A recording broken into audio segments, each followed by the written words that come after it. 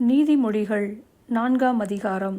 பிள்ளைகளே, நீங்கள் தகப்பன் போதகத்தை கேட்டு புத்தியை அடையும்படி கவனியுங்கள். நான் உங்களுக்கு நற்போதகத்தை தருகிறேன், என் உபதேசத்தை விடாதிருங்கள். நான் என் தகப்பனுக்கு பிரியமான குமாரனும் என் தாய்க்கு மிகவும் அருமையான ஒரே பிள்ளையுமானவன். அவர் எனக்கு போதித்து சொன்னது, உன் இருதயம் என் வார்த்தைகளை காத்துக்கொள்ள கடவது. என் கட்டளைகளை கைக்கொள், அப்பொழுது பிழைப்பாய். ஞானத்தை சம்பாதி, புத்தியையும் சம்பாதி.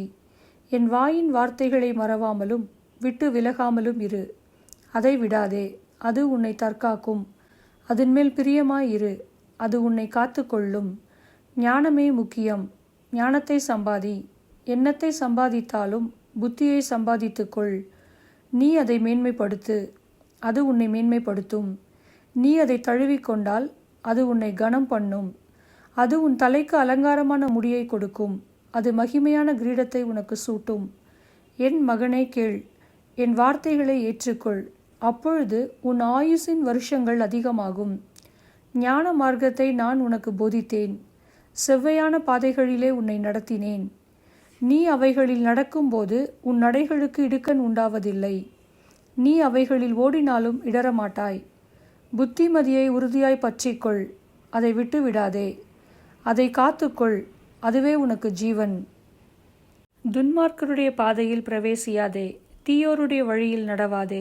அதை வெறுத்துவிடு, அதன் வழியாய் போகாதே. அதை விட்டு விலகி கடந்து போ. பொல்லாப்பு செய்தாலொழிய அவர்களுக்கு நித்திரை வராது.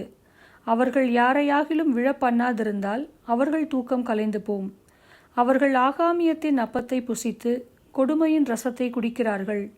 நீதிமான்களுடைய பாதை நடுப்பகல் வரைக்கும் அதிகமாய் பிரகாசிக்கிற சூரிய பிரகாசம் போலிருக்கும். துன்மார்க்கருடைய பாதையோ கார் இருளை போலிருக்கும். தாங்கள் இடறுவது இன்னதில் என்று அறியார்கள். என் மகனே, என் வார்த்தைகளை கவனி, என் வசனங்களுக்கு உன் செவியை சாய். அவைகள் உன் கண்களை விட்டு பிரியாதிருப்பதாக. அவைகளை உன் இருதயத்துக்குள்ளே காத்துக்கொள். அவைகளை கண்டுபிடிக்கிறவர்களுக்கு அவைகள் ஜீவனும் அவர்கள் உடலுக்கெல்லாம் ஆரோக்கியமுமாம்.